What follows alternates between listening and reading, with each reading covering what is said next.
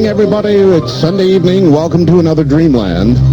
I'm Art Bell, and there's a bunch of news to catch you up on and a couple of programming notes, and we'll launch as usual with Linda Howe this evening, parked in Denver, Colorado.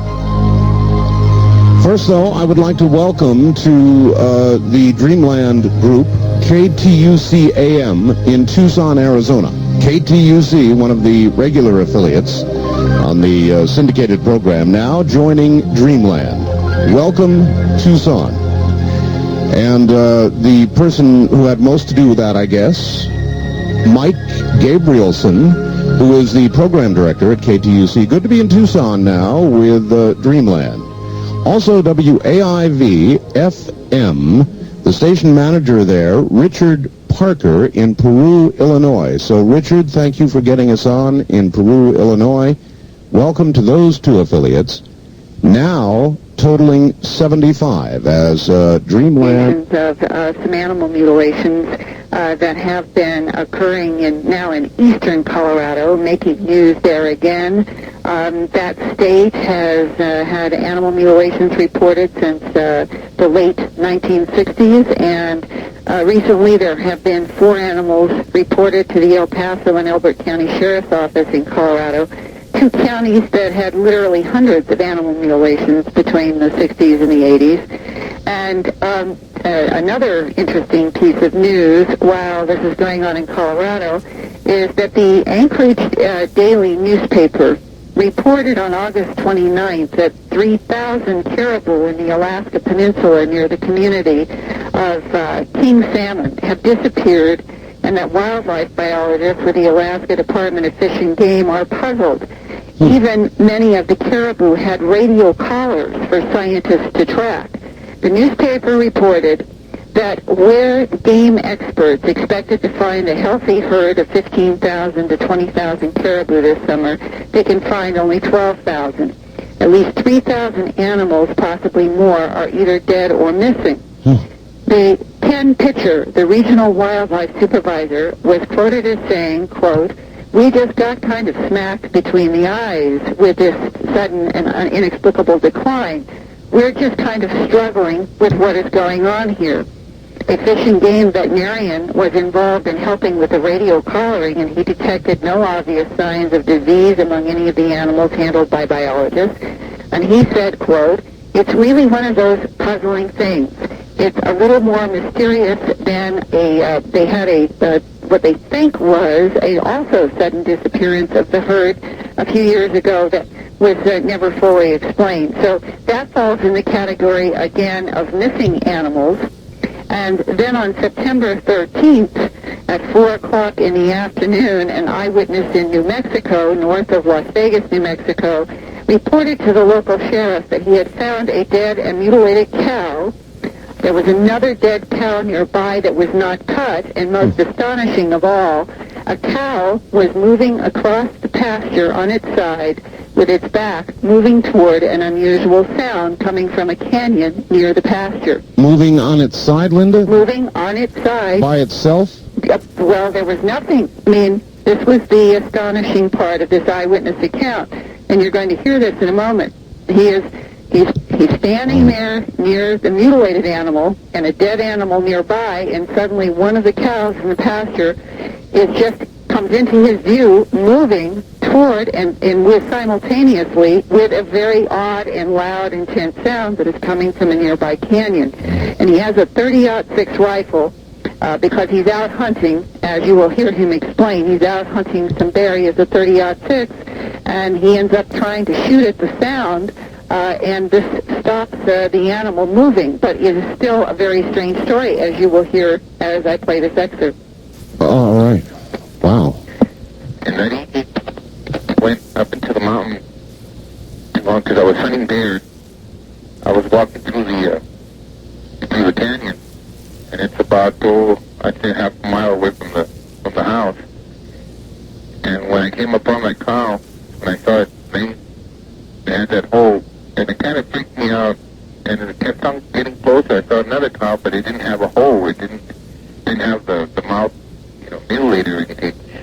And I was just looking at it, and all of a sudden, I I heard that noise, and Can you I heard describe, that noise. Pardon me? can you describe the noise as best you can? The noise to me sounded, I've heard it before, or, you know, when I first came here, it was the middle of the day, about 2 o'clock in the evening, 2 or 3. But it didn't faze me, you know, I didn't think about it. And I just ignored it. I looked out, and I looked up toward the canyon, but it was the same area. It was like the opposite area from the area where I had seen that cow. It was, I heard that noise, you know, when I really got here about a month or 2 months ago. And I didn't pay attention. I thought it was somebody working, an arc welder or somebody working. But it sounds like an arc weld sound. It goes or something like that. Mm-hmm. But to me, it sounded like an arc weld. And that's what the first thing that came into my mind in those few seconds, you know, it just came into my mind about that noise. And all at the same time, everything like happened so quick, you know. When I heard that noise, then all of a sudden I heard the cows that I had passed. When I was looking up the canyon, I had passed those cows. There's quite a few cows. And I looked back because I heard the running of the steps. And I turned around and I saw them all running the opposite direction. So when I turned, those few seconds I turned back to look at to hear, you know, or to look toward where the sound was coming from. And as soon as I saw that, I seen this cow that was on the other side of the bench. And when I saw it being pulled, it was on the other side of the bench, but it was being pulled right through the top of the brush, or right through the brush. And I would see the cow at a good maybe 50 feet being dragged, and then making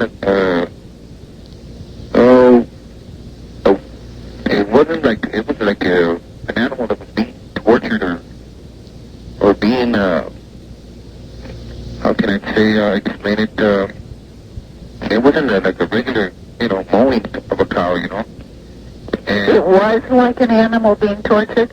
yeah, it sounded like if it was being heard or it was heard or like it was being tortured or something. Bellowing.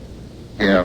And now, to get this clear, when you say it's being dragged, do you mean that it's floating off the ground or it's being dragged on the ground? And it's being like just it was being dragged, not in the air, because the cow was able to touch the ground with its feet, but sideways. The cow was going sideways. Okay, now when you say sideways, do you mean that it's back? The back was going towards the sound. And, Back part of the cow. okay. Trying to get up, but it couldn't get up. Okay, now, what you mean is it's literally lying on the ground, moving Yeah. sideways. Right. Now, did you see tracks on the ground where that animal had been dragged? There was no tracks. And at that point, he lifted up his .30-06 rifle, he said maybe out of instinct, and shot at the sound, or shot toward the sound, and the sound stopped and the animal stopped moving. Wow. And at that point, this man was upset. And he turned around and he said, you know, he had one thing on his mind, was to get other people out there to take a look at the situation and to call the sheriff. And he ran back to a trailer where he was camped, made the phone calls. He said it took him about 15 minutes to get to the trailer, made the calls to the sheriff and to the other people, ran back, and maybe 30 minutes max had elapsed. And when he got back there, he couldn't believe his eyes that the cow that had been being dragged toward the sound and the other animal that he thought was dead but not cut were gone. They were not there anywhere. And the only animal in the pasture was the first mutilated animal that he came across. To make this even more mysterious is that when some of the sheriffs and these other people got to the scene, they all looked for signs of the animal that was being dragged and for the signs of the other animal and for signs of struggle. and the ground was damp from a recent rain, but as this eyewitness said, it was so strange to him because he had watched this with his own eyes, but they couldn't find evidence of this. It was as if somebody had come along and vacuumed the grass or something, the way he put it, because there should have been some tracks there. We have gotten tissue from the animal that was behind and some other material that we're going to investigate. And in the weeks ahead, I will try to continue to update this story. And for me, particularly, after 15 years of trying to find out what is happening in the animal mutilation mystery and constantly running into what appears to be at least circumstantial links to something non-human, the sound of things like turbines or helicopters, or as he's describing here, this welder's arc torch zoom sound, have been reported in the past, and things have not been seen in the air. And then there are the people who have reported seeing animals going up in beams of light with no sound. Any way you cut it, this is an eyewitness report of something that happened recently that does fall into the category of these unusual animal deaths over the last 30-some years. All right, you talked to the man, Linda. Yeah. How would you judge his credibility? Well, he is a humble carpenter. He does not want he doesn't want anybody to come and, where he is. He's not. He doesn't want to be on hard copy. He does not want to do anything. This is his most, an anonymous eyewitness report, which is valid because the newspapers in New Mexico did report this story. Mm-hmm. But he doesn't have anything to gain. He very honestly reported it to the sheriff's office and reported it to other people because he was so astonished. And further, I have had a veterinarian go and examine the animal. And there is, from the standpoint of the vet, the jaw was stripped clean in an unusual fashion, as has been reported in all the unusual deaths. And he thought that in and around the jaw area that there was sign of a high heat. So, again, this is a very puzzling story, but it is consistent with the high strangeness that's been reported in these events in the past. All right, well, there's that incident, and then we've got the stuff going on in New Mexico, and now you're talking about Colorado. I have a question for you, Linda. Right. As we look out over the years of the kinds of things that you investigate, there have been intense periods of activity. Are we in one of those now? Yes, I would say that 1989 was at the beginning of what seems like a cycle again, where it was reported many dozens and dozens of cases in Idaho and other places, and then as we got into the 90s, there were more mutilations being reported from Canada through more scattered parts of the United States. Last year, the whole northeastern Alabama story was so filled with lights, with strange helicopters, with strange sounds of helicopters, and with mutilations, and people videotaping these odd-moving lights, that you had everything that's been reported over the last 35 years concentrated in Alabama.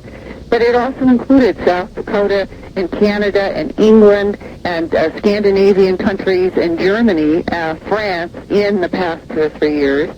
And now this year, it has been, in some ways, we've had some of the highest strangeness mutilation cases because Dr. John Altshuler and I are working on this research grant. We're able to work with more veterinarians and pathology labs, and I have tried to report some of the very interesting cases like the Las Vegas and the continuing saga in northern New Mexico. Mm-hmm. And in these cases where we've had strange, unexplained excisions of skull bone, for example, with no known way that this could have happened, especially when there was no excision on the outside of the head, these kinds of high strangeness cases have definitely been a part of this year as much as any time. And now we've got an eyewitness to a cow literally moving on its side across the pasture toward a very intense sound coming from a canyon, but with nothing visible. And these are this is what makes this phenomena so hard to investigate, because there are pieces of it that a lot of people say, well, it just can't be true. but it's been going on for 35 years, and how it will continue to evolve for the rest of this year is what I'm going to try to keep up with, because there are mutilations that are being reported in a variety of places, not with the intensity of New Mexico and Colorado and other places currently, but it is not confined just to the West. Well, I know that you had planned to be home this weekend, this Sunday, and you are not, because it's continuing to go on. So that's right. Off you go on more adventure. What about next Sunday? Well, I don't know. Wherever I am, I will try to give you an updated report on the Colorado situation. All right. Boy, what a report. Thank you, Linda. Thank you. Wonderful. Talk to you next Sunday. That is Linda Howe, and she's on the move. This is one of those periods of time of high activity, apparently, and she's on the move throughout the U.S. West, and you just heard fascinating, absolutely fascinating stuff. Dr. Richard Boylan, a practicing clinical and research psychologist, specializing in cases of apparent abductions of humans by aliens, has just published a new book that is rocking the usual placid world of ufology. Why all the fuss? Well, until now, the predominant view of alien abductions has been that they are traumatic affairs that cause people great psychological harm. Not so, says Dr. Boylan. By applying his professional expertise to the more than 100 cases of apparent alien abduction, Dr. Boylan concludes that alien abductions may not be a bad thing for most people. In fact, he's found that 59% of the experiencers achieve a positive attitude toward the encounters after a brief adjustment period. That's almost 6 out of 10. In every case studied, persons who exhibited severe trauma related to UFO events were also found to have experienced human-induced trauma that preceded the abduction experience. Reliving the trauma of the alien abduction through hypnosis triggered the release of earlier traumatic memories. Hypnotists and researchers who are not professionally trained to make such subtle distinctions are quite likely to confuse the trauma from previous human-induced experiences with the trauma from the abduction, and consequently reach unsupportable conclusions about the true nature of alien abductions and their effects on humans.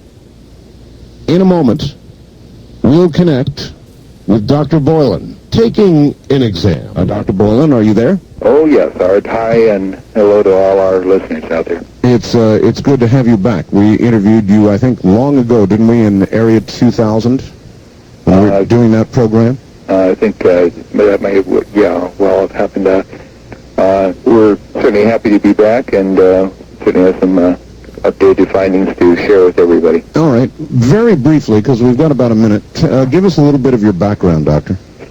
Well, I'm a clinical psychologist, and I also do research and some consulting. I've got a master's in education, a master's in social work, and a PhD in psychology. These degrees are from Fordham and UC Berkeley and UC Davis.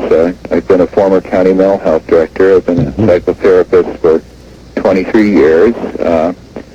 My interest in UFOs stems from 1947 as a little tyke. I was 8 years old when Kenneth Arnold saw his disc over Mount Rainier, Washington State, and then the Roswell crash made the papers. I was a disappointed little tyke when the papers came out the next day and said it was a weather balloon. By the way, and we're about at the bottom of the hour, did you believe the recent "we lied, here's the real truth"? It was a balloon explanation? No, and I'll tell you briefly why. All right. Oh, good. Well, fine. I want to hear that. Hold that explanation. We'll do it right after the break. Okay. And so stay right there. Dr. Richard Boylan is my guest. Close Extraterrestrial Encounters, his book. More in a moment.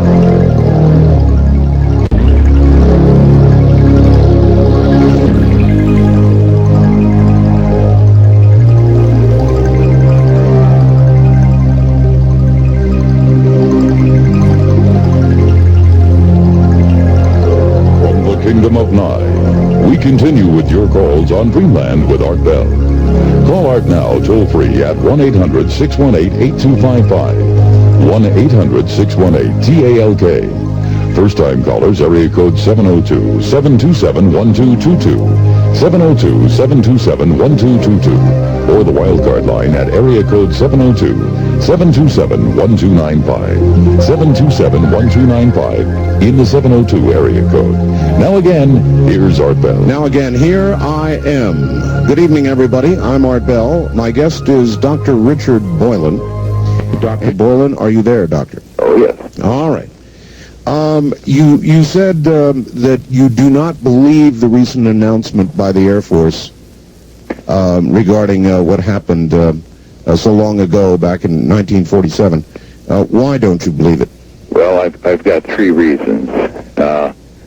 First of all, in 1947, the Army Air Corps Intelligence Office put out a news release on the National Wire Service that they had captured a downed extraterrestrial vehicle and took the vessel and its dead occupants into custody. Next day, they issued a retraction saying it was a weather balloon with a radar target dangling from it that fighter pilots would use for target practice. Right. Well, subsequent to that, 47 years later, the Air Force, a couple Fridays ago, said that they lied the last 47 years. That wasn't a balloon with a radar target dangling from the bottom of it. It was a balloon with a high-altitude particle sniffer hanging from the bottom of it to detect if the Russians had recently set off a nuclear weapons test. That's right. There's two problems with that. Well, three, actually. The first one is that several years ago, Air Force General Bose went public and said that we concocted the weather balloon story to cover up the fact that we had to get that disc and those dead bodies out of there. We need to buy time. We didn't want everybody crawling all over the place, so we put out the weather balloon story. The second problem with it is that, as I understand, the Russians did not begin atomic bomb testing until 1949, so it didn't make much sense to be sending up a detector for test in 1947.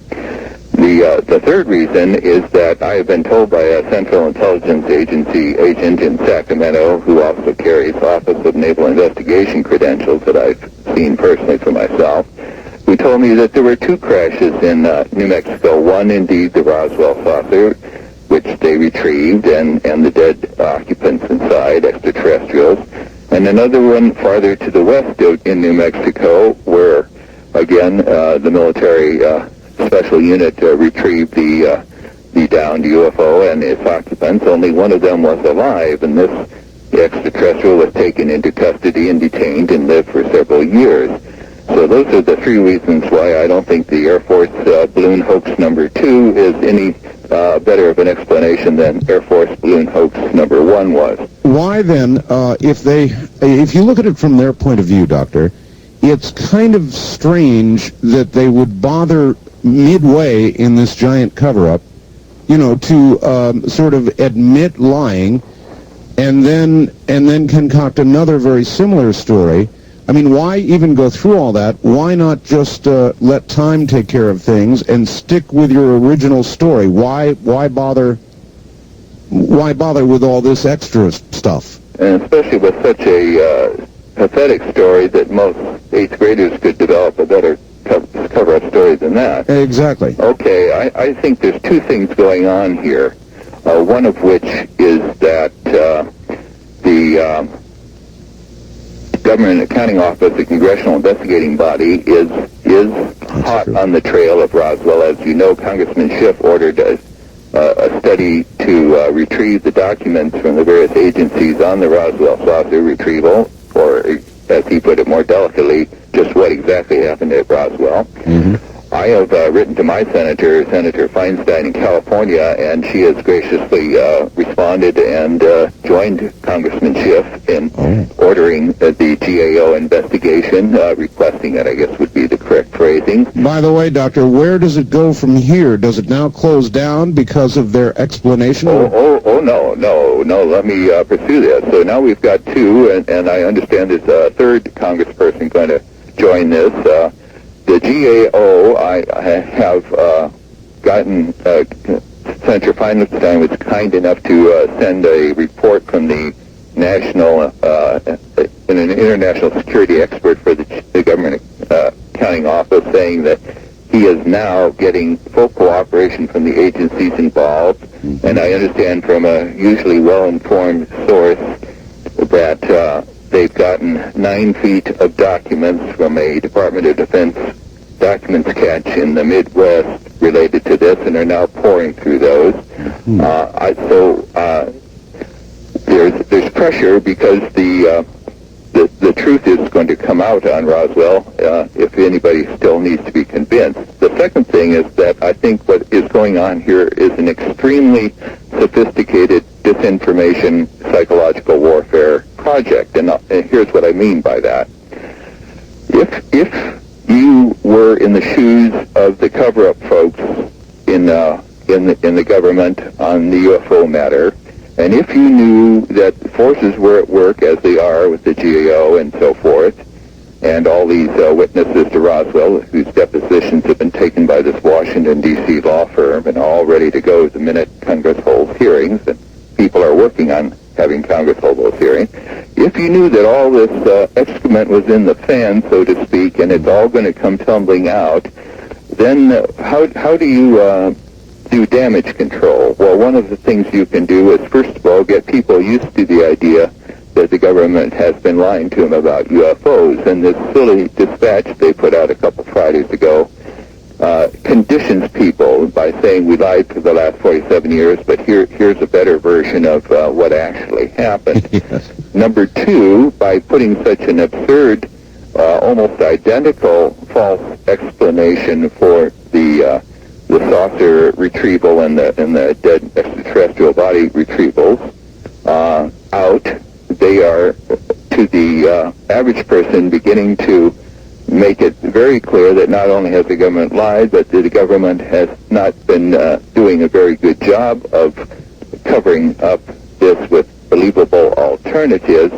And it's sort of like the story of how you boil a frog. You just increase the water temperature 1 degree at a time, and by the time you reach boiling point, the frog doesn't care because what's 1 more degree? Yeah. And so the American people, by the time this comes out, they're used to, A, the government's been lying to them, and B, that there's pathetic stories that you shouldn't believe, and everybody kind of knows that the government's been covering up this anyway, so that it's more likely to be a big yawn when the final shoe drops.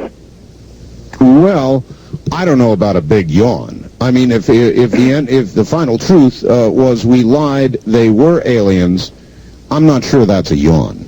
Well, the Gallup polls and other polls have indicated that about half, or a little better than half, the American population believe UFOs are real. And I think if you push the same folks another notch, they'd say the people who are piloting them are real. And if you push them another notch, I would imagine the majority of those would say there's certainly a strong likelihood that some of those craft have come down and landed on the ground. So I go around the country speaking to people, not only at UFO conferences, but in shopping malls, as I talk about my book a bit. And I'm hitting a cross-section of America, and I want to tell you, people are not grabbing their hearts and falling over with heart attacks when they get some evidence that UFOs are real. Everybody kind of knows. You may remember, Art, a couple of years ago in the New Yorker, there was this wonderful cartoon that showed this couple in their bedroom, and the man is being hauled off by 4 extraterrestrials out the door, and his wife, who's really kind of nonchalant about the whole thing, is sitting up in bed, looking at the TV, and her only question to him as he's being hauled off by the 4 ETs is, do you want me to tape Murphy Brown for you so you can see it when you get back? In other words, to get that cartoon, the American people have to be so used to the game plan, the drill of how ET encounters go, that a group shows up, they take you out of the bedroom, you're gone about an hour, and you come back, that they would get that cartoon as get the point behind it. Well, you're a psychologist. You're suggesting we are being conditioned. Oh, let me put it a little starkly. Yes. Here's as stark as I can put it. The UFO cover-up is the largest single and longest-lasting psychological warfare project in the history of the world. It is the most money's been spent on it, and it has been directed at the internally at the American public by its own governmental agencies.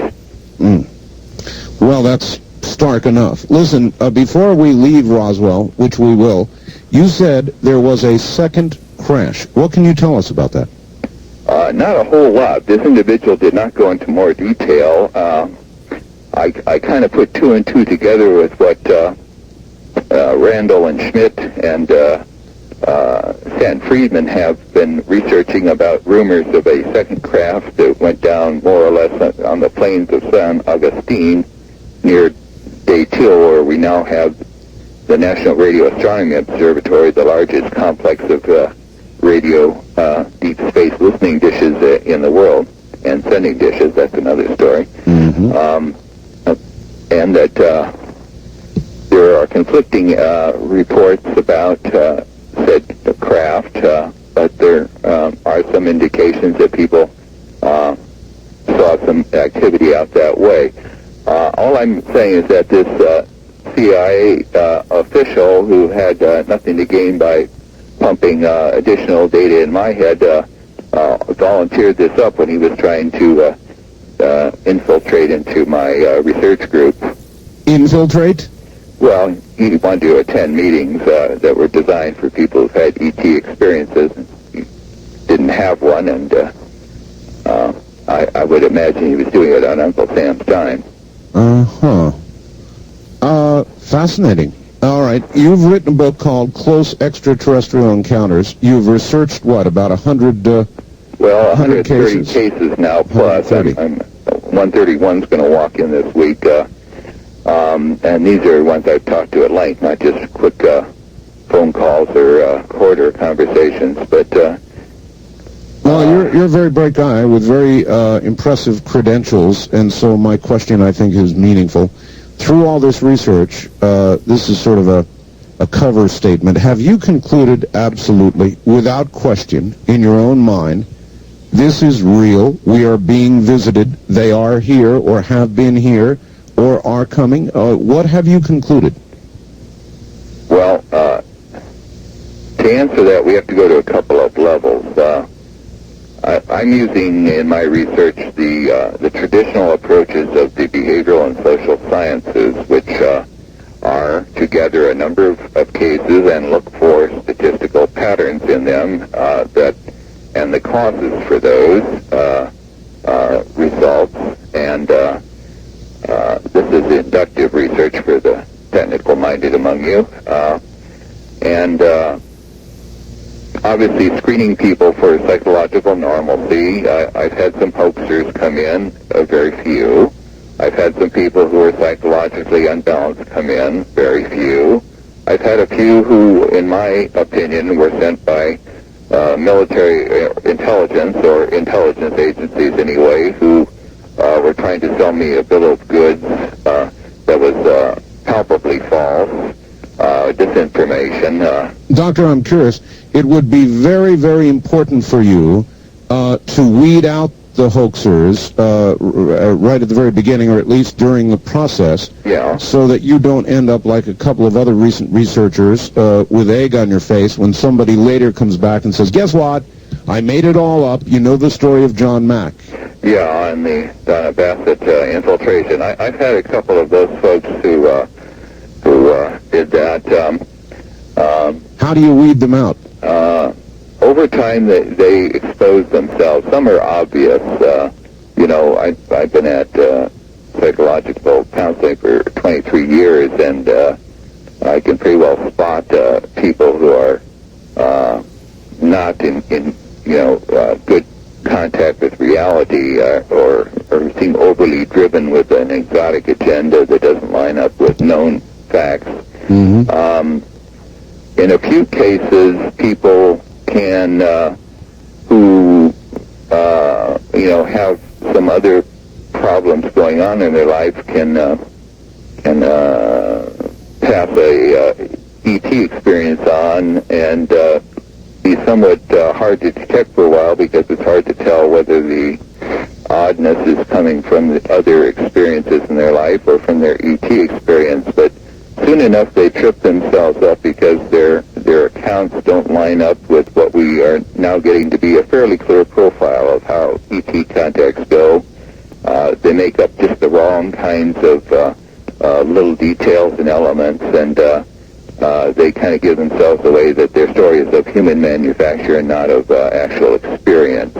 Of my research sample, if we may say, last time I took a measurement, 89% of the folks were psychologically sound, normal, upstanding people. They include people like a Republican political figure, a business person, somebody who works for the phone company, a housewife, artist, state workers, and people from all cross-sections of life, media journalists, former intelligence officers, former military officers. Gee, I've got to do this. Yeah. The Republican political figure, you can't give us a name, can you? Well, no. People saw me as a professional psychologist, and my confidentiality rules. I understand. I'm sorry, I had to ask. I do not mean he was elected to office, but he very closely works with political affairs to make certain, shall we say, political initiatives and measures move forward with success towards their conclusion. Ah, yes. That's probably vague enough to be safe. So all cross sections of life, people who've got everything to lose and nothing to gain from telling the false stories. First of all, they're coming to a psychologist. Some of them have expressed, and all of them probably hold in their heart the fear that I might just slip a butterfly net over them and haul them off to the mental hospital for telling such tall tales, but they nevertheless courageously tell it as it is. While we're on that subject, that's very interesting, Doctor. I want to ask you this. Number one, what percentage of your colleagues do you think would have somebody perhaps hauled off for telling such a story? Well, that's hard to say. I have some inkling from some of the people I've talked to, for whom I was not the first mental health professional they've talked to. In I would say 8 or 9 cases at least out of the 130 people that talked to another psychologist, psychiatrist, whatever, and got the raised eyebrow or got this fancy explanation about how they were distorting something, that there was actually some trauma of childhood that their mind has twisted around, or is just a dream, or real nervousness and shifting in the chair to where this person got so upset by the uncomfortableness of the therapist that they shut right down and changed the subject. They didn't want to push it any farther. Maybe they felt the next step was going to be the butterfly net. Exactly so. Doctor, I got a letter this week from a physician back in the Midwest, and I won't go into any more detail than that, but he was concerned, came to me, wrote to me, because he has now had 3 people come to him with these experiences, and he's just a regular doctor, physician, and doesn't know what to do. So I thought I would ask you, what should he do? Okay, well, I would suggest he buy my book, and the reason for that is one of the chapters was designed to be especially aimed at therapists, and certain doctors kind of fit in that model, particularly in rural areas where it's not easy to get at a therapist. Chapter 16, Special Counseling for Experiencers, talks about kind of an approach that any good professionally trained medical person can probably use with some beneficial help. I also want to let him and all the others out there know that we've just formed an association for therapists who work with people who've had close extraterrestrial encounters. It's called the Academy of Clinical Close Encounter Therapists. It has been recognized by the state of California and the federal government as a nonprofit educational organization. Dr. Leo Sprinkle is the president. Dr. Ronnie Kilday, acting Surgeon General of Finland, is vice president. I'm the secretary treasurer. We have another couple therapists on the board of directors, and we have therapists starting to pour in their application forms. The point of this is to pull together all of these professionals who are sitting out there, psychiatrists, psychologists, mental health specialists, hypnotherapists, social workers, physicians, and others who are sitting in isolation in towns and villages around this country and indeed around the world, scratching their heads, puzzled because this patient comes in and after they trust him, looks around kind of furtively and says, "Doc, you probably won't believe this, but last night there was this, individual standing in the corner of my room and all the place was lit up and I went out through the window and the window didn't even bother to open. The ET and I went right out through the closed window pane glass and on and on. One of these typical accounts. All of these poor therapists and medical professionals sitting out here in isolation, we need to come together, be there for each other, pool all the information we're getting in one place, and develop and advance the art of how to rapidly and briefly debrief and help people move rapidly through the strangeness and the scariness and the unusualness that they experience to a place of settledness and resolvedness. All right, Doctor, we've got to hold it there. We're at the top of the hour. Stay right there. We'll be back to you.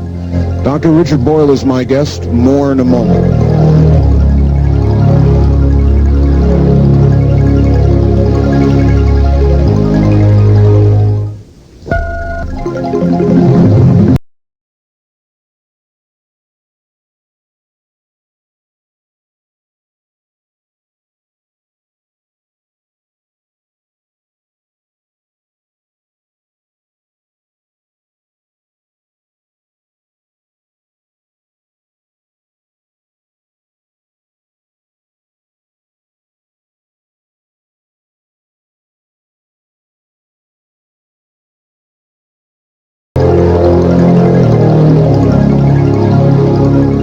Talk 102.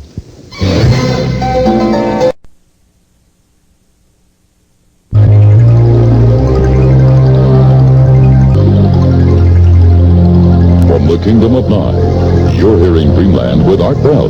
This is a pre-recorded, previously broadcast program. 1-800-618-8255. 1-800-618-8255. First-time callers, area code 702-727-1222. Or the wildcard line at 702-727-1295. This is the CBC Radio Network. It is Sunday Evening Means Dreamland. My guest is Dr. Richard J. Boylan, Ph.D. clinical psychologist and author of Close Extraterrestrial Encounters. And that is indeed what we're talking about. We'll get back to him in just a moment. Now to Dr. Richard Boylan. And, Doctor, are you there? Yes, indeed. Good.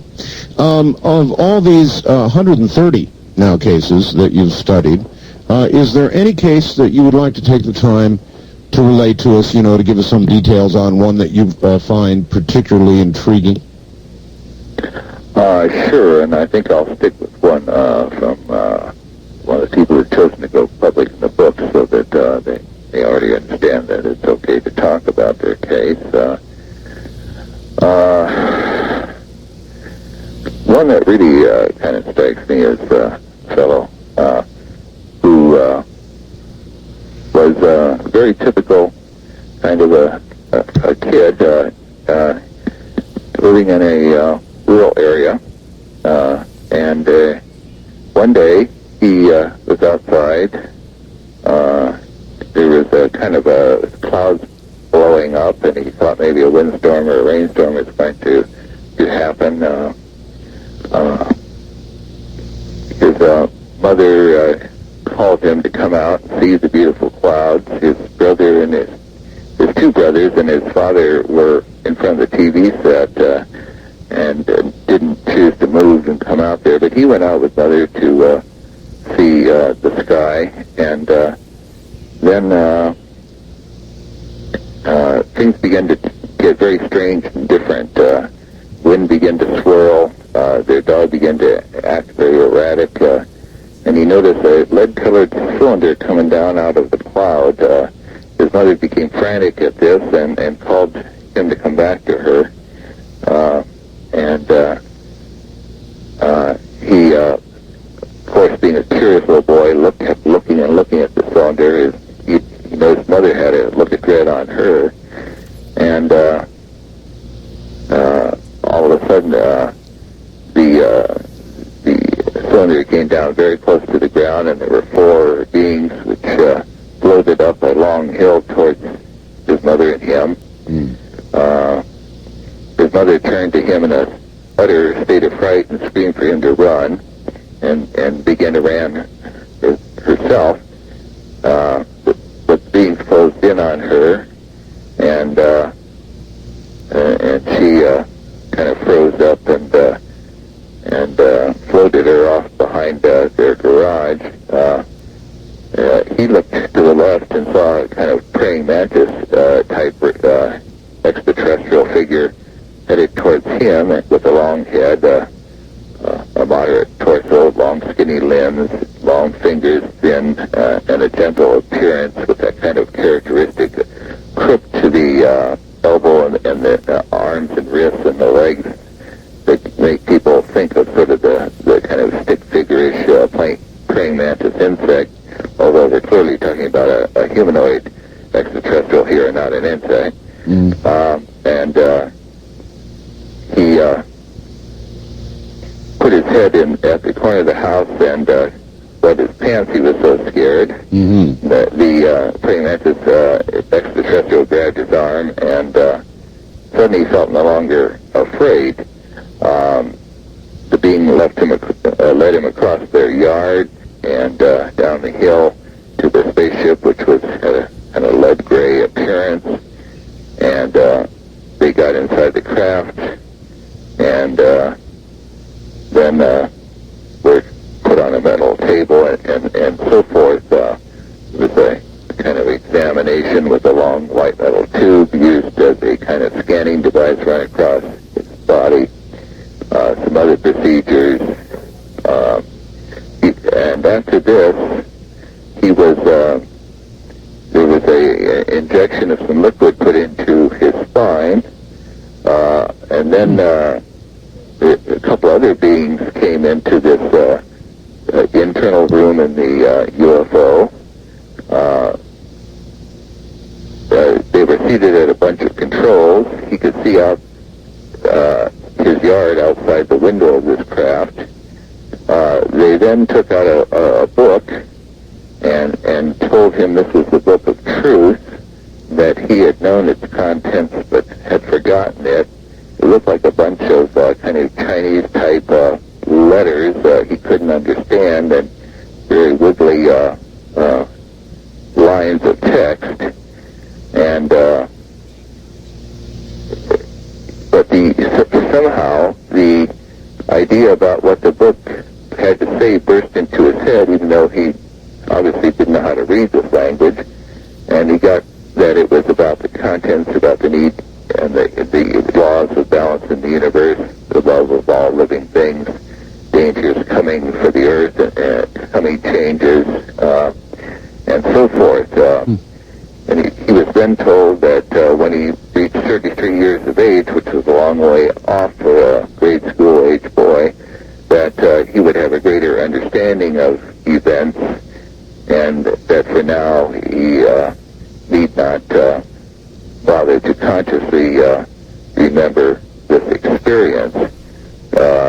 He was told a sort of a parting message from the extraterrestrials. They took this book of instruction or book of truth and turned it over, and there was a bright orange symbol that looked like a sun, except it's the rays or arms of fire, if you will, coming off the central circle of this sun-like symbol, rotated in a direction to the left, I believe, and he was told he should remember this symbol, and then placed a tool was placed in his ear and squeezed, and he got a stomach reaction some energy balance had been shifted in his body, and then he was left out of the craft and out in the fields, and he went home. When he got in there, his entire family, including his mother, were proceeding from the television set, and even though many hours had gone by since the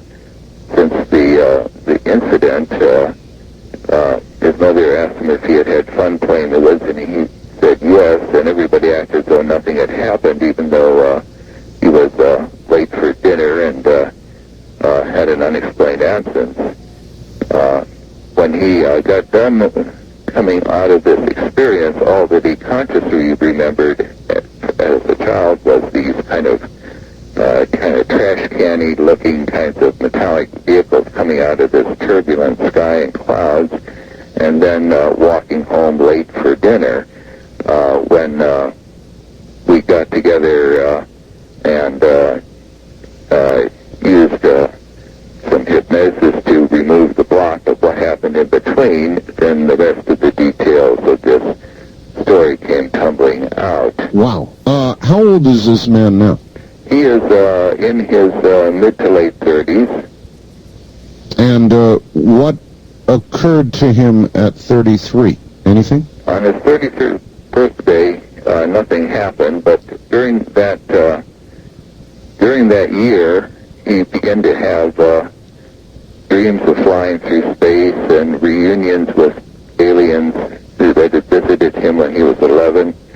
And he got a distinct message that he should go, here's where it gets real interesting, go to the mountains and there would be some answers to his questions. He felt the dream was intriguing but a little silly to drive around in the mountains waiting for something to happen. So he called his older brother, who he'd always been close to, and the older brother told him he had had the same kind of dream, identical dream, the same night. And so with the same idea that he should go driving in the mountains, then he would know where to go and that something important would happen. So these two brothers, kind of embarrassed to admit to each other that they felt a strong impulse to act on this message, so they got in a car and went up into the northern Sierra foothills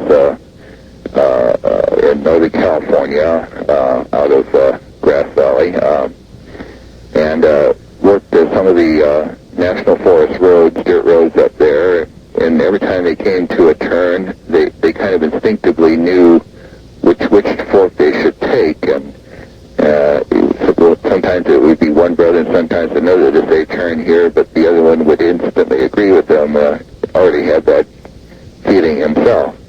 They got to a ridge way up in the mountains with a view of the setting sun, and they got out in a clearing and waited a while there while the sun went down, and then there's some rustling in the bushes, and they were surrounded by a dozen deer all looking straight at us. And his brother, who had had some previous ET experience, knew that he said they're here, and he was referring to extraterrestrials. In other words, he didn't think those deer were deer. That's not usual deer behavior for a whole herd to come out and surround a couple of humans and stand still and stare at them. Absolutely not. And then after that, they went a little farther up in the clearing, and he got in an open space, between a number of tall pine trees, and he began to lift his arms as though he had no control over it, and his body started to float off the ground. Wow.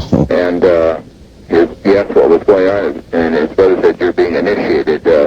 His brother had had previous ET contact. They were then surrounded by several beings of 4 feet tall or slightly less size, who were dressed in hooded black robes with hoods over their heads so that their faces were in the shadows. They put their hands on his body, and he immediately was lifted up to the tops of the trees and kind of rotated around up in the air in a kind of a giddy ride, if you will. This was a very straight-laced kind of guy. It's almost like the ETs were telling him, loosen up and Wow. He was given some telepathic messages about their version of God, the One. He was told they're from a golden planet that's part of a confederation that oversees the spiritual conduct of the universe, and that the Earth's in transition, and that they're coming to bring us, the Earth, into a family of planets when our gradually increased awareness of other intelligent life in the universe has come to a point that we can accept that. And then he's brought down to the ground, and the ETs slipped back into the shadows, and he and his brother got in their car and drove home. So then this is the testimony of not one, but three people? Well, him and his brother. Him and his brother, so two people. Yeah. Wow. I'm sure that you looked carefully at these two. Yeah. How did you judge their credibility to be? Excellent. This fellow is highly respected international businessman.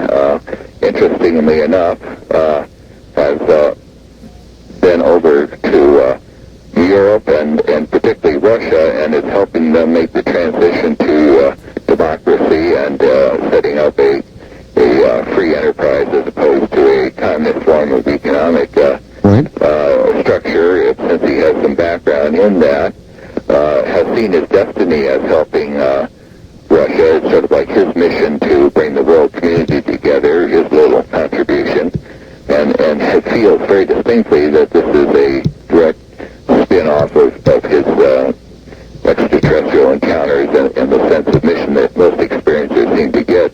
Doctor, these messages that the aliens seem to gave in the case of both brothers, seem to be almost godlike. That is to say, addressing us as a race, telling us what lies ahead, what troubles there may be, what Earth needs to do. It's very godlike, isn't it? Well, I wouldn't, Art, with all respect, choose the phrase godlike. It is real parapsychological. It suggests very strongly, and I've talked to a number of experiencers with similar accounts, including people 2 or 3 at a time, multiple witness cases, and it's very clear that, first of all, the extraterrestrials are telepathic. Number 2, that they have some ability at clairvoyance, or perhaps they have some technical devices, maybe even time travel, but one way or the other can see into the future. However, it's a probable future. Nothing set in concrete. Each of us has choices we make, and each choice we make changes the future in one direction or another. That they have some ability. Obviously, a telekinesis can move things that way. They have a number of abilities that some of the most advanced humans, perhaps Zen monks or yoga practitioners or other practitioners of the mental arts or spiritual disciplines have developed, but are rather rare among average humans, but these are rather commonplace among them, and they use these for the purpose of going around to different planets, in this case Earth, that are at an earlier stage of development, and helping them to make the transition to the awkward stage we're at now, where we're just bright enough to be dangerous to ourselves, that we've stumbled on nuclear power and space travel, and we now have instant global communications and extremely powerful space-based weaponry. We could either move to the 21st century with an increasing mental and spiritual and cultural development to match our high-tech hardware, or we could blow ourselves up. And they would like to see us advance less materialistically, with more mental and spiritual cultural development, more concern for the planet's ecology, more concern for each other, not letting wars of decimation go on, not letting those kind of silent wars of mass famine going on, but come together as a people. They want to meet us, but they want to meet us as one human race, planet Earth, not a bunch of warring duchies and dukedoms and narrow-minded countries. They want to deal with us as Earthlings. Your message to everybody in your book, and I guess whenever you talk on the subject, is that their visits here are either friendly or at minimum benign, not threatening, not something to be frightened of. You stick by that? Yes. It's really clear to anybody who stops to think about it that if they were here for conquest, they could have done that a long time ago, and certainly on a military science basis, it would have been smart for them to do it a long time ago. There is, in my view, substantial evidence going back into the archaeological record of extraterrestrial contact. I think many of your viewers are well aware of a number of researchers and writers who've talked about evidence in, primitive cave paintings, rock drawings by ancient people showing people wearing helmets, and the ancient traditions of Native Americans in this country, particularly Hopi and Sioux, Dakota Sioux traditions of star people coming down, the Aboriginals in Australia having a similar tradition, and so forth around the world. Certainly the Mayan high culture of astronomy and numeric sciences, it has a tradition of space beings and space beings to come back and so forth. So it's real clear that if they wanted to wipe us out when we were still at the Stone Age, they could come in and dust us, and for that matter, they could do it today. Right, exactly. So your view then of their presence is one of custodial care and watching over the human race? Well, not so much custodial. What I'm touched by the extraterrestrials in the main, there may be a few renegades here and there, but the vast majority of them are who operate in a loosely confederated way, have approached us with a great deal of respect for our intelligence, for our free will, for our right to develop gradually. In the modern era, we've seen a program of gradualistic exposure of their presence. In 1947, we started seeing some saucers. In the 50s, there were reports of UFOs landing, extraterrestrials getting out, walking around. In the 60s, we started having extraterrestrial contacts with humans, Betty and Barney Hill. All right, we're at about a break point here, Doctor. Yeah. The 70s, we started having close encounters. The 80s, we have videotape of them, and now in the 90s, all hell is breaking loose. We have flaps all over the place. Right over Sacramento, where I am, last night there was a slow-moving green light with Doctor, hold it right there for a moment. We'll be right back with Dr. Richard Boylan.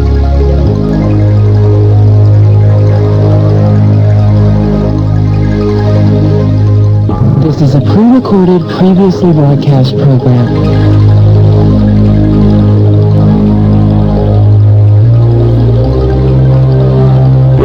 It absolutely is. I'm Art Bell, and this is Dreamland on a Sunday evening. My guest is Dr. Richard Boylan. He is a clinical psychologist with extensive credentials. His book, Close Extraterrestrial Encounters, Positive Experiences with Mysterious Visitors. And yes, we're about to get the telephone lines open, so if you want to begin lining up, that's just fine. Back to Dr. Richard Boylan. Doctor?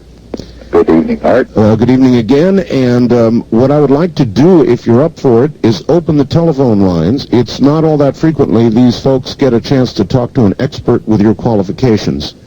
Well, that's just fine.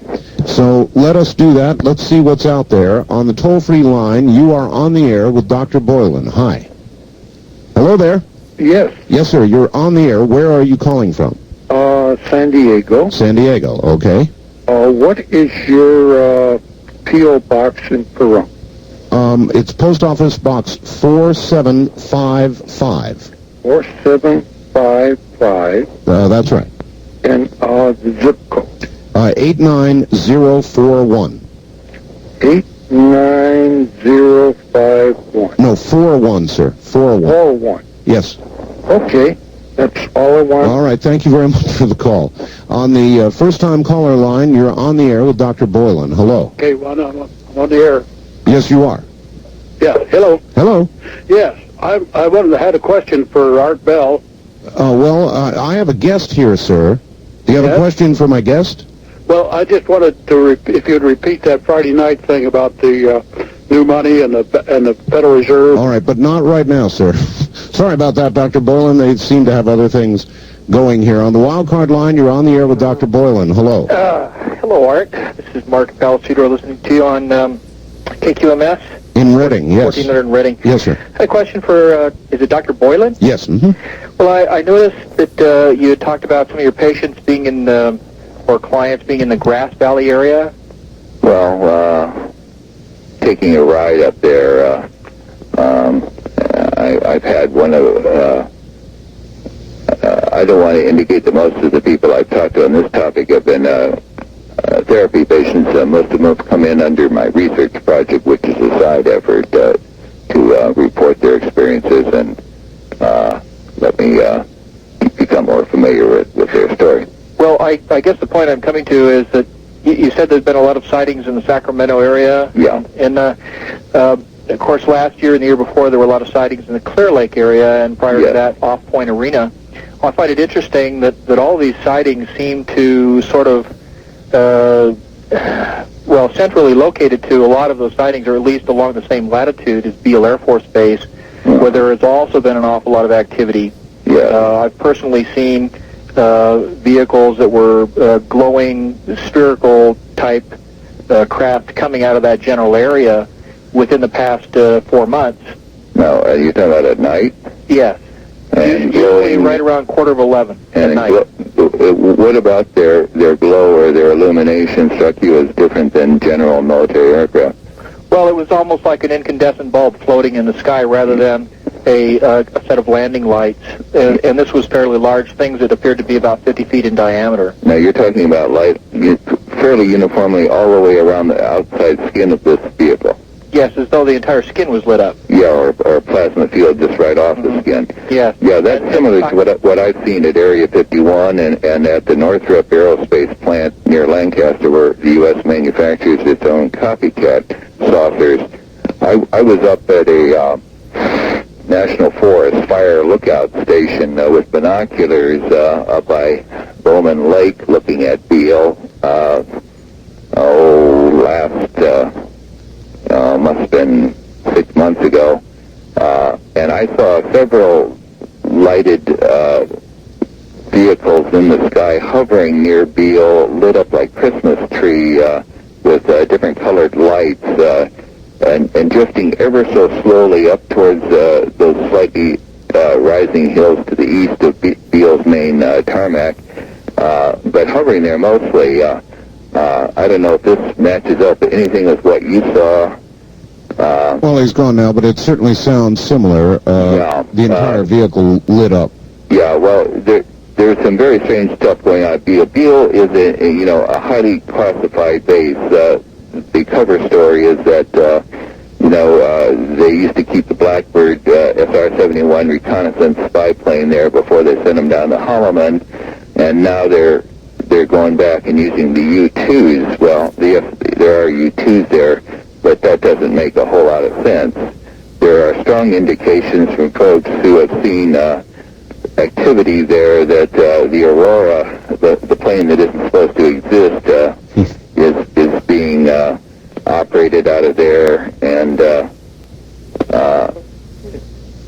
there may be even more classified material going on. There are persistent UFO sightings in the general area, and it may not be an accident that this space surveillance base that, by way of various technologies, pulls down information from the edge of space about what's going on from that vantage point is also a place of a lot of UFO sightings. All right, let's keep moving. A lot of calls, Doctor. Toll-free line, you're on the air with Dr. Richard Boylan. Hi. Thank you. Hi. Turn your radio off, number one, and number two, tell us where are you calling from? Seattle, Washington. Seattle. All right, go ahead. Go ahead, sir. Yes. In the 7:30 hour, Dr. Boylan, he asked Dr. Boylan a question, I think, are the aliens or the extraterrestrials among us? And then he went into a long explanation of what he's going to classify, but he never answered the question. So are they here now? Well, that was all right. That was kind of a composite question. I was simply trying to ask you what you have concluded, Doctor. In other words, are they really here? And so let's get specific. Are they here among us on an everyday basis? All I can tell you is from my research and from unimpeachable sources that I am in contact with. That's a little tricky question. There's no doubt that they are here making, in the sense that extraterrestrials are making physical and intense telepathic communication contacts with human beings every day in great numbers. My own personal estimate, based on my work and Robert Durant's research and the Roper poll, which I think it exaggerates the count. I've broken it by a factor of 4 down, but using kind of a composite of those sources, I've estimated that there are 3,000 extraterrestrial contacts a day going on in the United States alone. Per day? Per day, and certainly the rest of the world is having its own fair share as well. Now, in addition to, not all of these are physical showing up where a person is pulled to the side of the road and gets out of the car and meets an individual, or somebody pops up in their bedroom. Some of these are mental contacts where intense amounts of information are dumped in their head during telepathic communications, often during the night hours. Now, in addition to this, there are extraterrestrials who repeated reports use cloaking, or to put it more specifically, disguise their appearance by a kind of mind projection of a visualization of themselves as a rather ordinary-looking human being, so that when they walk by you, what you see is an ordinary fellow human being dressed conventionally walking by you, but it's actually an extraterrestrial who is convincing your mind that you're seeing a human instead of ET's actual more odd appearance. All right, well, I think that addresses the question. In the little poop sheet they sent along with your book ad here, it says, the Secretary General of the UN has asked all nations to recognize the reality of UFOs. What did he say, and when did he say that? Well, I'm not familiar with that exact quote. The UN the General Assembly took a resolution some years ago in the late 70s that the phenomena of UFOs appeared to have enough reality basis that there should be an intense study of it, and there's been a subsequent effort to get the UN to move ahead on that since then. Well, I'm sure that was it then. That sounds about right.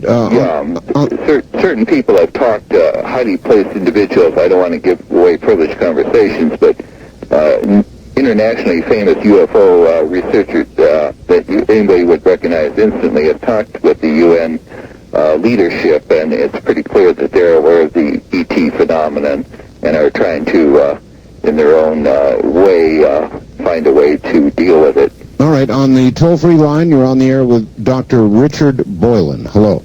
Hi. Hi, where are you, sir? I'm in Phoenix. This is Henry. Hello, Henry. In Phoenix. I wanted to ask our guest here,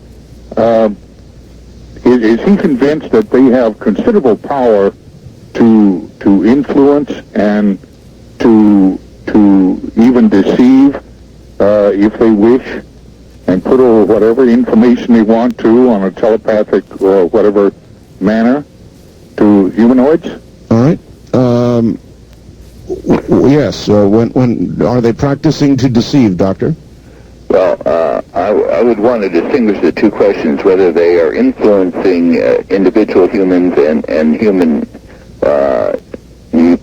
cultural evolution. Yes, certainly they say that they're doing that. Individual experiences are experiencing it. They're being prompted to take up special projects that are serving the purpose of both bringing out the ET reality and moving ahead humanity towards more peaceful and cooperative, less violent ways, and to getting the ET reality message out. practicing to deceive in the sense of an unnecessary deception just to be crooked or dishonest. I have seen no evidence of that. If by deception we're saying that the ETs at time find it useful or necessary, for example, when they're visiting a small child, to create a visualization in the child's mind that the individual in their bedroom is the Easter Bunny or Casper the Friendly Ghost, or some such, or maybe even a familiar family figure, then if that's deception, then they're doing that, but it's well intended to reduce the shock. Or doctor, deception in order to cloak their the reality of their presence. Yes, well, they certainly can do invisibility technology at both the individual and at the craft level. In fact, that's part of what bedevils our military, is that they have no defense against the extraterrestrials. The extraterrestrials can cross into any base. They can walk through walls into a room. Security means nothing to them. They can take on the appearance of a highly placed Air Force colonel and walk in, and everybody salutes them. And well, then how could the military service then not regard them as a severe national security threat? They do indeed exactly that. That is quite clear that the National Security Agency successfully resisted a Freedom of Information lawsuit to divulge documents that they held about ETs and UFOs, and they said that if we were to release these documents, this would constitute extremely serious damage to the national security of the United States. And that's code language for this stuff's above top secret. Well, when they closed Project Blue Book, I believe the statement was these, whatever they are, pose no threat to national security. Well, they pose no threat to the well-being of the United States, in the sense that these are not hostile invaders. When we talk about national security, I was using it in the sense of the military and intelligence establishment, which is used to being in charge of the running of the affairs of the United States and of the world, being vested by a higher culture and technology that can run circles around them. Well, then, do you think their statement then meant no threat to the security of the social structure of the United States or the people of the United States? Right. There is no danger there. In fact, the gradualism, the last 47 years, the ETs have very slowly and laboriously, gradually gotten us used to the idea that they're here, that they make contact, what they're about, what they look like, what their communications are, that they're about ecological and social balance, respect for individual gradual understanding, the friendly invitation of us to join the larger community of intelligent civilizations out there, if only we'd adopt a little better manners. That is a gradualism that shows a lot of respect for us. They're definitely not a conquering power, and they're not arrogant in their superiority. All right. On the wild card line, you're on the air with Dr. Richard Boylan. Good evening. Good evening, Art. This is Greg up in Mountain Home, Idaho. How you doing? Just fine. I was just wondering, now he's talking about these visitors as extraterrestrial, but how about if they were, what's his opinion as far as maybe transdimensional? Yeah, it's a good question, Doctor. Extraterrestrial, transdimensional, visitors from time, what's most likely, or is it a combination thereof? Well, I prefer the term extraterrestrial because we have the best evidence for that. The ETs have said that they're from other planets. They've shown a number of experiencers when either in mental communications where they find the individual in their car or their bedroom or wherever, or on board craft. They've shown them their home planet, in one case a golden-looking place, another place a desert kind of planet. They've shown their home star system. In one case, one race said to one experiencer that we come from 4 light years away. That's certainly not the only place they're coming from. So it's pretty clear that the ETs see themselves as coming from different star systems. Now, I do not take particular issue with either the transdimensional nor the time travel explanations. I don't think those are alternative in the sense that they're from our future or from our past, and that they're just earthlings that have evolved and let's say and come from the future. Because the ETs indicate that they come from other planet sources. Plus, now, with the description you gave us, there would be some pretty nifty tricks of evolution ahead. Yes. Now, I think in getting here, given the nature of space-time and the bending thereof to make extensive travel in any kind of reasonable time frame, it may literally be true that the time on the ET's home planet would be different than the time on planet Earth. That they may or be, from their point of view, either in our future or in our past from their home planet's time, and vice versa. Also, I'm no expert on quantum physics or astrophysics, but the little bit I've read, and particularly as applied to these issues, suggests that almost any substantial jump across space is going to require sufficient bending of, so to speak, of the space-time continuum to jump that across. it's going to involve more than the standard 4 dimensions we're used to anyway. So the short answer is I think the correct answer may well be all of the above, that they're extraterrestrial, that their time is not our time, and that to get here they had to jump dimensions.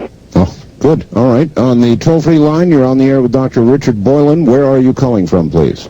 I'm calling from Seattle, and I've come into the program somewhat late, but I thought I would call to amplify just a bit what you're talking about there. I call because I am the relatively new director of the National UFO Reporting Hotline based in Seattle. I took over that position just about 30 days ago, and I just thought I would call to share with you and with your listeners the fact that what has come over this hotline in the last 30 days or so is just nothing short of astonishing. And I speak as a relatively experienced ufologist.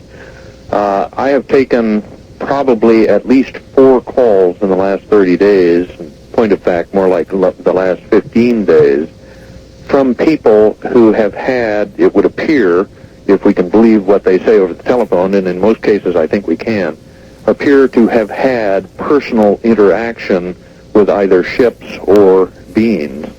And I think it's very important to share with your listeners, the American people, the fact that something clearly is going on that our government is not even talking about. Thought I'd just call to share that with you. Well, I appreciate it, and I'm sure you do too, Doctor. It's really the same thing you're saying. Yeah, we've had flaps, and it's very interesting, like the Michigan flap over Lake Michigan near the shores of the state of Michigan. Oh, yes. You know, it was all over the Michigan papers, but I was up in Dayton, Ohio last weekend at a UFO conference and asked the audience there how many people heard about the Michigan flap, and Ohio touches borders with Michigan. Doctor, nobody have heard of anything. Okay, Doctor, we've got to pause here. Every line is lit. Stay right where you are. We'll be right back. Dr. Richard Boylan is my guest coming up on the hour.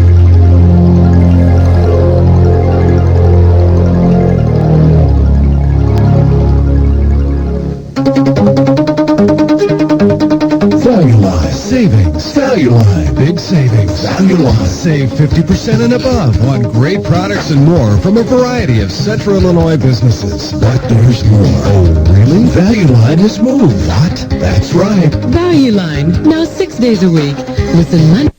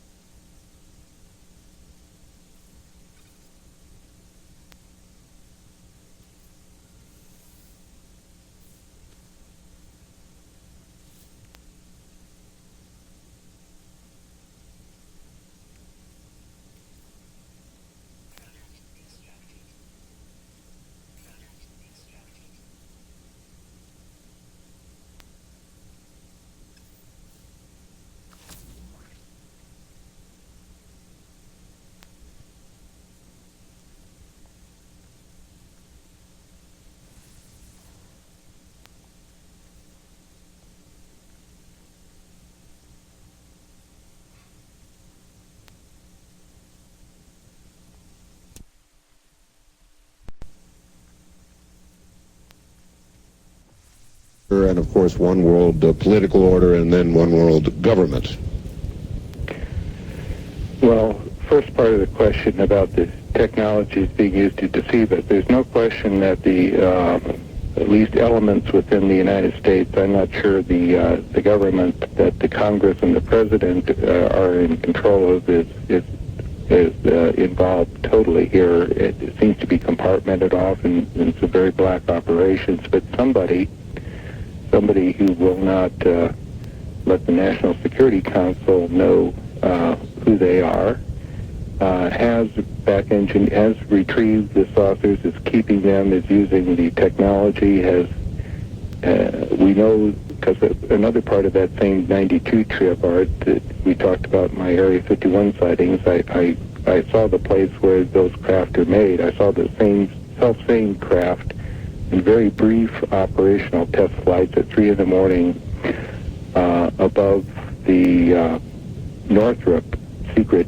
aerospace facility, a factory buried in the Tehachapi Mountains, northwest of Lancaster, California.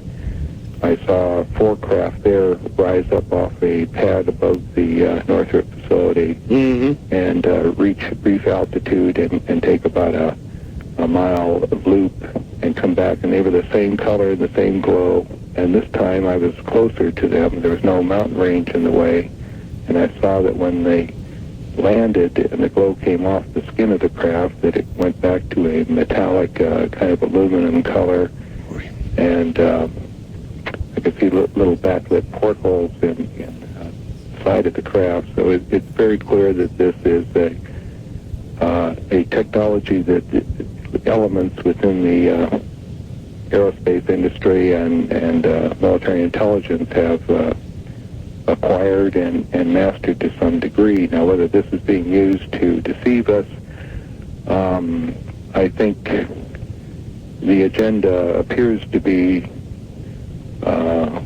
in the overt world to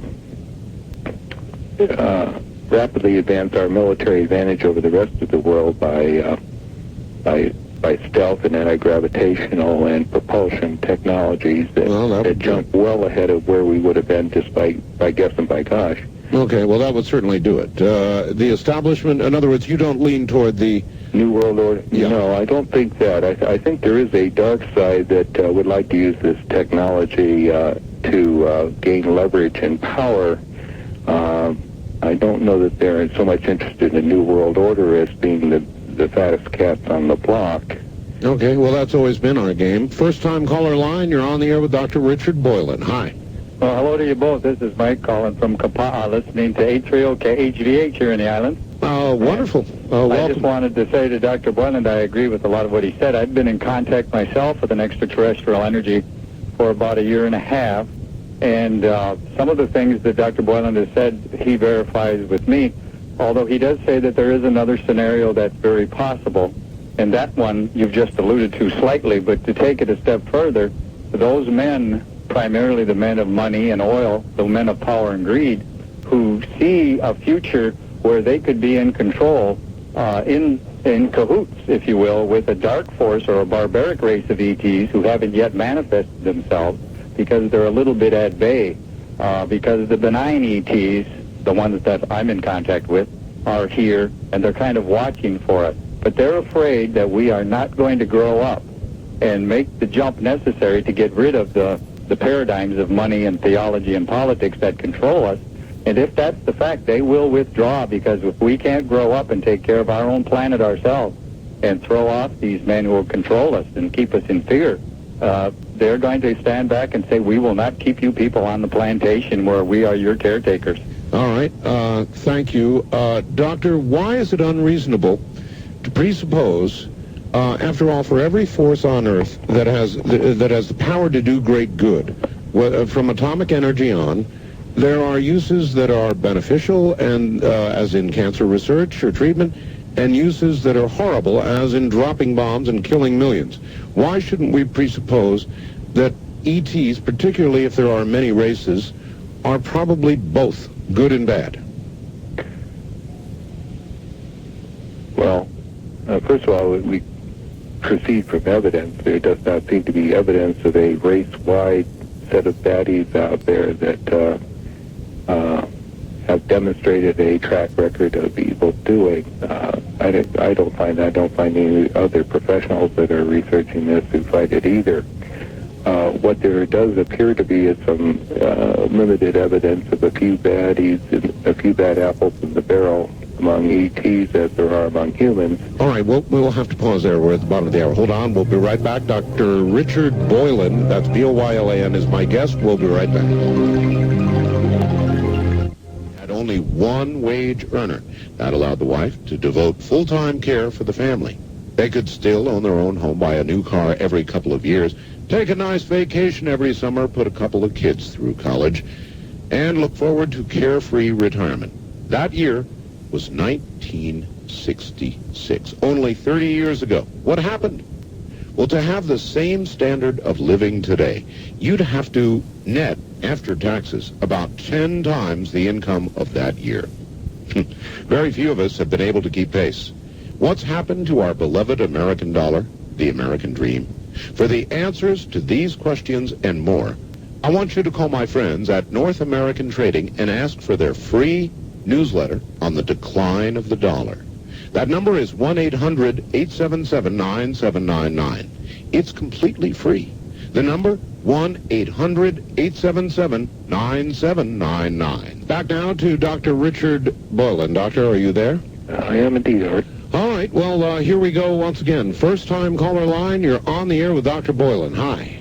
Hi, how are you? Fine. Where are you, sir? Well, gentlemen, I'm talking to you through the miracle of Clear Channel Radio. I'm listening to KSTP out of Minneapolis, and I'm about 30 miles east of Dickinson, North Dakota on Highway 94. Wow, it is a miracle. All right, well, you're on with the doctor. Go ahead. Listen, I'd like to make a one point, and that is that coming up here, I've only seen this promo in a movie theater, and that is for an upcoming Star Trek film entitled First Contact, where supposedly at the end of the film, first contact is made.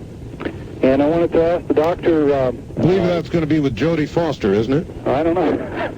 I think so. Yeah. The first question is, earlier in the conversation, you made reference to the revelation, and I wondered as to your thoughts about the Great Deception as this relates to the emergence, if you will, of ETs and the announcements that are forthcoming. And secondly, in speaking with some of the spiritual people that I and my wife are associated with, they've indicated a spiritual transition in the general population of the world, and I wanted your thoughts on that. All right, let's do it. First Contact, that motion picture, so many other motion pictures, part of a plan to get us ready? I believe there's been a history that certainly is documented back to World War II of the government using the film industry and thematic films to condition the public to everything from patriotism to hatred of the enemy to other purposes. There are consistent reports of CIA advisors on the sets of Close Encounters of the Third Kind and E.T. I didn't know that. To help with the storyline there. Certainly that the CIA has admitted in recent years that they have plenty of assets within the media, and the film industry would certainly be part of that. As to the announcement, I think that is upcoming. A source who's a former Air Force intelligence officer within the aviary says that the government is expecting an alien landing in the United States Southwest in the springtime of this coming year within a few miles of federal public land. And the source claims that world leaders, including the U.S. President, will be involved and presumably present for the landing. And that later in the year there will be a further series of landings that will get publicity, possibly newspaper or even television photographic coverage worldwide. Now, I always have to be a little cautious with this kind of a source because the potential for disinformation is there, and yet the source has been pretty much on the money in the past. Let's say for the sake of argument that this leak is accurate, that the government is operating from the perception that they don't have any longer the next springtime before it pops out in the open. Right. And this, by the way, is equivalent to the predictions of everything from the Native American shamans and other peoples to what the ETs have told experiencers and what psychics and remote viewers have seen looking ahead into the near future. All of them converge on 97 as the big year. And so if you were sitting in government and you knew that the jig was up by the end of spring 97, you would be putting the pedal to the metal in terms of getting the American people ready for the UFO reality and ET presence. Beginning right after the election. Yes, I would expect after November 5, after everybody's won or lost the presidency and the congressional and Senate seats and local, all the damage that's been done and all the gains that have been gained are done, that we're going to see a level of disclosure accelerate that's going to make the leaks we've seen this year look pale by comparison.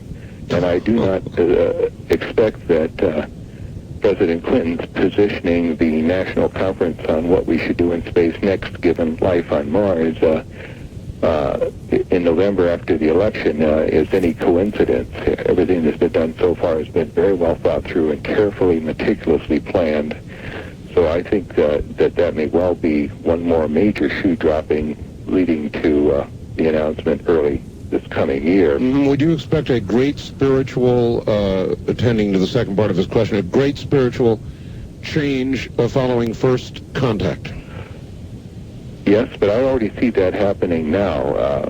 I noticed with all the people who attended the Star Knowledge Conference on the reservation in June that there was certainly more of an attending to the spiritual and metaphysical implications of contact with beings from outer space, our own coming to our own fullness of awareness of psychic powers, telepathic unity, our common origin as conscious, intelligent, evolved creatures, our familyhood across space, all of this sort of spiritual growth and awareness I see permeating the UFO community more and more as I go around to conferences and talk to people.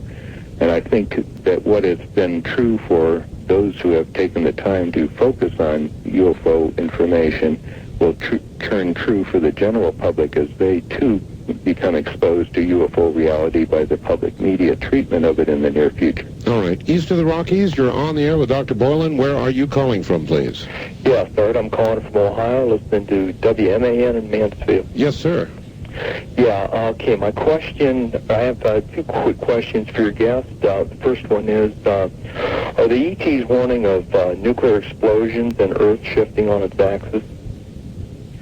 Okay, there a number of experiencers have been shown scenarios, telepathically shown scenarios of the future. In some of these scenarios, nuclear explosions going off have been featured. Now, what is unclear to this researcher anyway is whether the ETs are showing them the absolute future, that by golly, that's what's ahead for us, or whether they're showing them the probabilistic future. In other words, if you guys don't clean up your act and start treating each other better, that's what's going to happen. It's not terribly clear which of those is the case. As far as pole shift, I've not seen that specifically shown experiencers in these future forecasts by the ETs, but certainly major geophysical calamities, shakings, land subsidence. It's not clear whether that might be associated with a pole shift or not, so I can't give you a definitive answer on that second part. Okay, at what point in time do you think we'll see a widespread alien presence on Earth? Widespread is a relative term. Right now, there's a number of ETs on Earth every day. I estimate that there are 3,000 ET close encounters with humans, personal face-to-face daily. And probably that's a conservative number.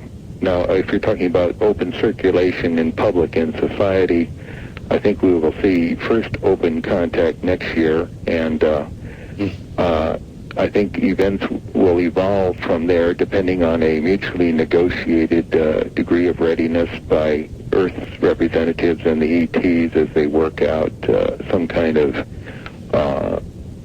safe haven for the ETs to land at and to continue to communicate. And as people get more used to them, I think we'll see a natural evolution of people saying, hey, you guys are welcome over in our community, and here's a place where you can feel safe, and it'll spread out. Sounds a lot like the work of CSETI. Well, CSETI has started the ball rolling by, sending out the hand of hospitality by way of light signals and mental telepathic outreach, to which the ETs have responded by near-craft flybys. Getting on the ground and face-to-face, maybe handshake-to-handshake, is the next logical evolution of that, and I think we will see the opening salvos of that next year. All right. West of the Rockies, you're on the air with Dr. Richard Boylan. Hello. Hi. How are you? Fine. Where are you? I'm calling from Edmonton, Alberta. Canada. Good. Okay. I get you on Chroma. I have a shortwave and has strong AM reception. Yes, sir. I just want to give a little bit of background for my question. First of all, as you know, Canada and the United States are the world's largest trading partners. They're NORAD partners. They liberated Europe together, and they're probably the countries that work the most closely in the world. So I'm wondering, with all these frequencies they're talking about being emitted from various places, do you think that Canada and the U.S. would simply share it between themselves, or would they share it with some of the other allies? And also, Canada and the United States cooperated quite heavily in the space program, but now they're talking about bringing in Japan, the European Union, and Russia, and having 5 of the major powers working together. Right. And I'm wondering what direction you think they're going to take with this. And lastly, is there any strategic advantage to the North Magnetic Pole being in Canada, and does that have any effect on things? All right. Canadian-oriented questions. Doctor? Yeah. Well, as far as sharing, yes, the U.S. and Canada are strong partners. I would think the U.S.-UK is almost as tight a bond. But clearly, the sharing of UFO information has gone already beyond that with the USSR, now Russia, and France and Italy and other NATO partners.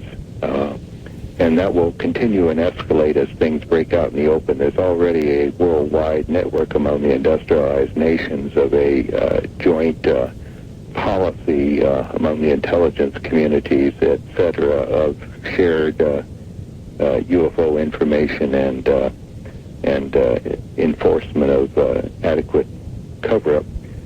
In terms of cooperation, I think we're going to see a breakout well beyond the U.S.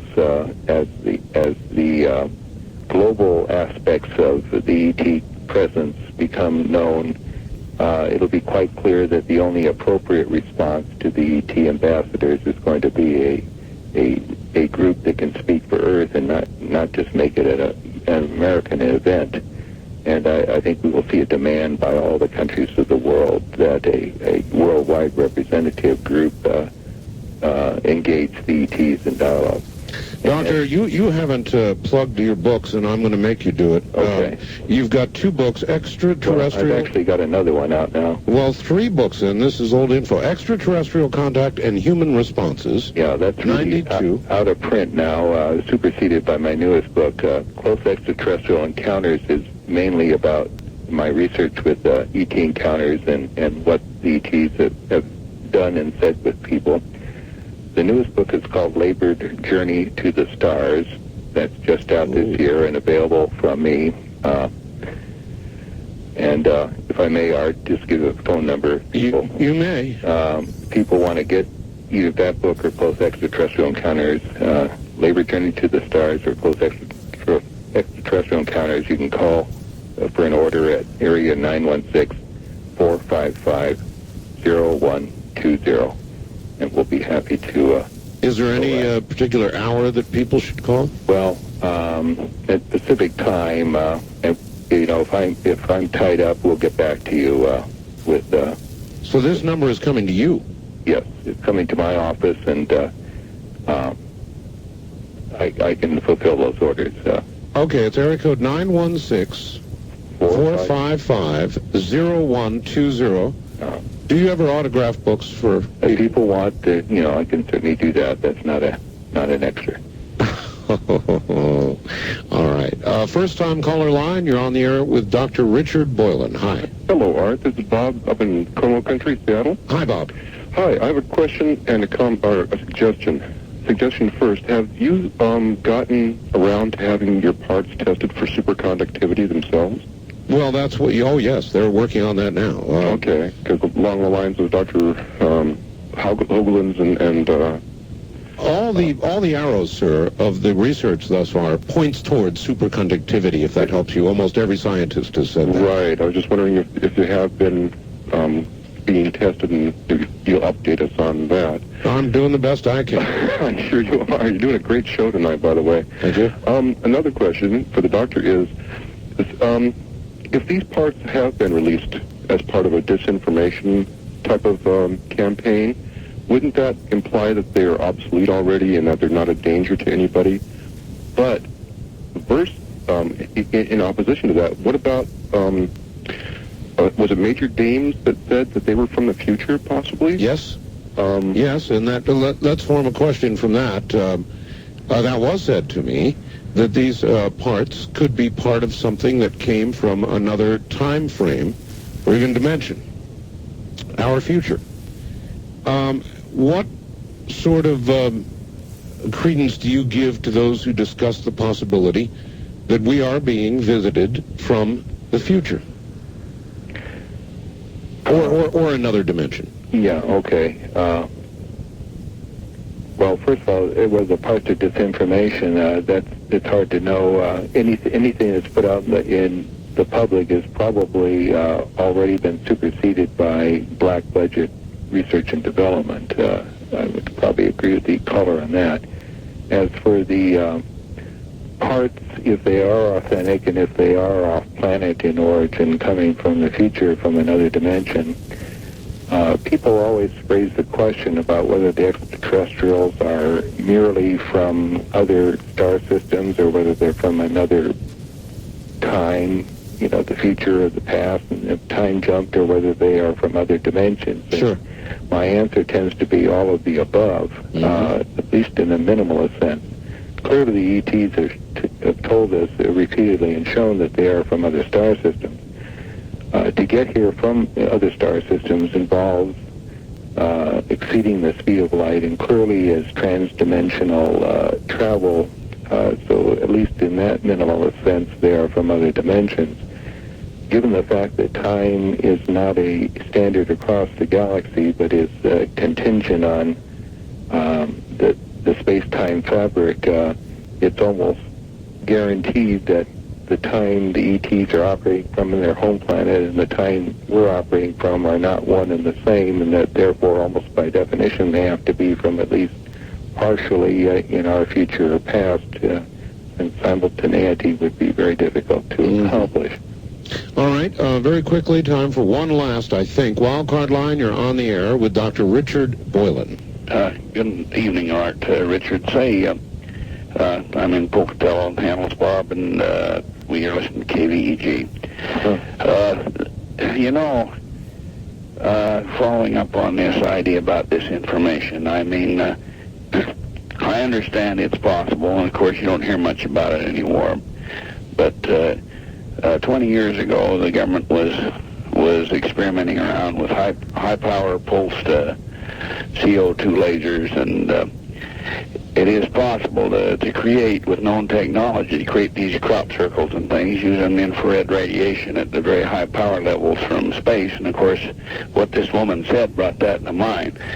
It would occur probably in a few milliseconds, and you might see some ionization occur overhead as it came through the ionized layers. But to what end? I mean, as you look, Brzezinski's book, Between Two Ages, it talks about, the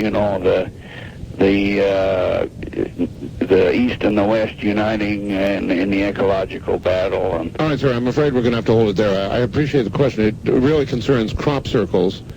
And, of course, Linda had an incredible piece at the beginning about regarding the videotape and the formation of a crop circle in about a second. They've got that on videotape, Doctor. Any comments on crop circles and the possibility of origin?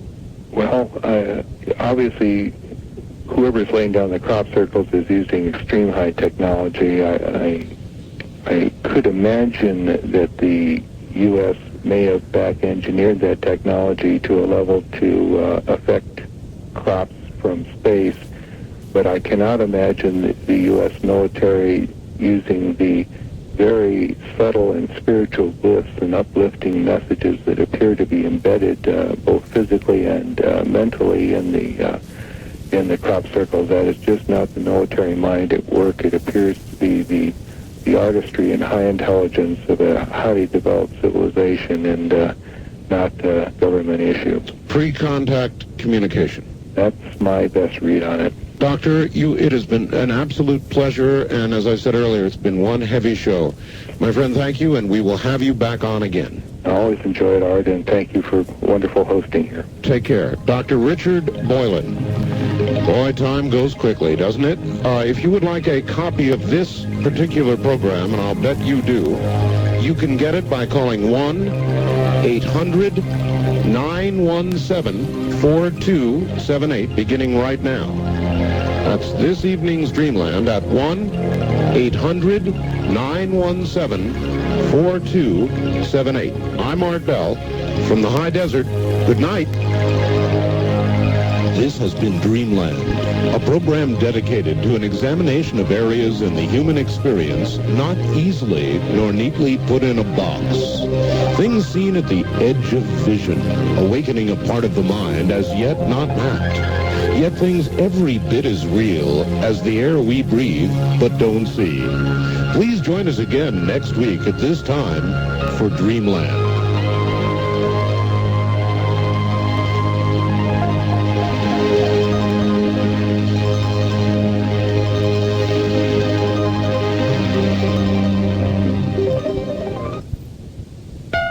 WTAZ, Milton, Peoria. Is your tennis game more frustrating than invigorating? Is the only time you approach the net when you just hit another backhand into it?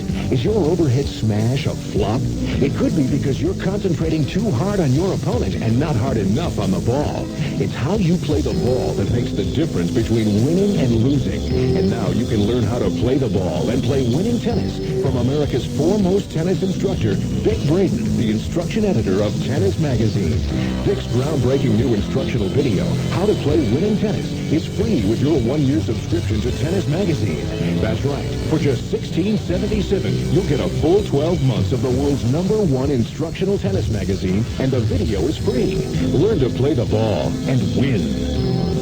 To get your free half-hour video and one-year subscription to Tennis Magazine, just call 800-346-3622. After all, if you can't learn winning tennis from Vic Braden, it's time to take off. You can't learn winning tennis from Vic Braden, it's time to take off. You can't learn winning tennis from Vic Braden, it's time to take off. You can't learn winning tennis from Vic Braden, it's time to take off. You can't learn winning tennis from Vic Braden, it's time to take off. You can't learn winning tennis from Vic Braden, it's time to take off. You can't learn winning tennis from Vic Braden, it's time to take off. You can't learn winning tennis from Vic Braden, it's time to take off. You can't learn winning tennis from Vic Braden, it's time to take off. You can't learn winning tennis from Vic Braden, it's time to take off. You can't learn winning tennis from Vic Braden, it's time to take off. You can't learn winning tennis from Vic Braden, it's time to take off. You